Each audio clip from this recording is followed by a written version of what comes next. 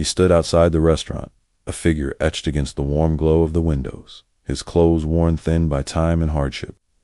A wealthy man, leaving the restaurant after a lavish meal, paused and looked at him with disdain. He laughed, a short, sharp sound that cut through the evening air. "Look at you," he scoffed, his voice dripping with condescension, "just standing there, waiting for handouts. Why don't you go get a job? Stop being so lazy." The poor man simply looked up, his eyes holding a quiet depth. He offered a gentle, almost imperceptible smile and whispered softly, "Have a nice day, sir." A few minutes later, the rich man unlocked his car.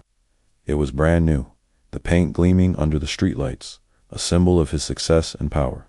He slid into the plush leather seat, the engine purring to life with a satisfying roar. He pulled out onto the main road, the city lights blurring past him. But just a few blocks down, disaster struck. A sudden, sickening lurch. The screech of tires on asphalt. He lost control, the world spinning into a chaotic kaleidoscope of metal and glass. A deafening crash. Then, silence, punctuated by the tinkling of shattered glass. Smoke billowed from the crumpled hood of the expensive car. People started running from all directions, their faces a mixture of shock and concern. But the very first person to reach the driver's side door, to peer through the broken window with worried eyes, was the same man from outside the restaurant. Without a moment's hesitation, he wrenched the damaged door open. He carefully helped the rich man, who was dazed and bleeding, out of the wreckage. He gently laid him on the pavement, away from the immediate danger. "Someone call an ambulance," he shouted, his voice clear and commanding. He stayed right there, a calming presence amidst the chaos, talking to the rich man, keeping him conscious until the distant wail of sirens grew closer and finally arrived. As the paramedics worked, the rich man, still shaking from the shock and the adrenaline, looked up at the face of his rescuer. Recognition dawned, followed by a wave of shame so powerful it was almost nauseating. "Why?" he rasped, his voice trembling. "Why did you help me? I was awful to you. I treated you like you were nothing."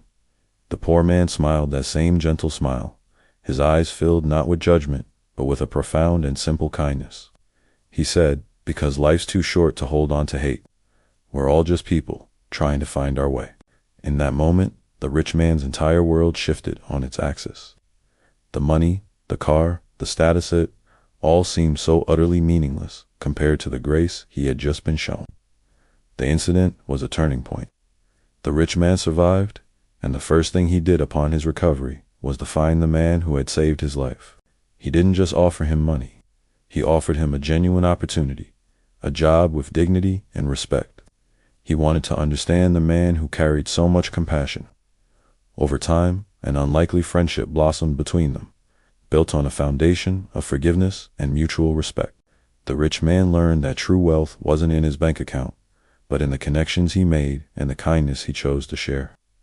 So, the next time you find yourself about to judge someone based on their appearance, their job, or their circumstances, take a moment to pause. Remember this story. The person you might be tempted to look down on today could very well be the one who offers you a hand when you fall tomorrow. Kindness is a currency that never loses its value.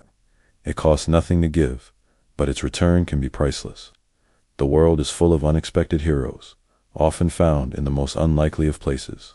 Let's try to see the person, not just the surface. Thank you for listening. If this story resonated with you, please give it a like and subscribe for more.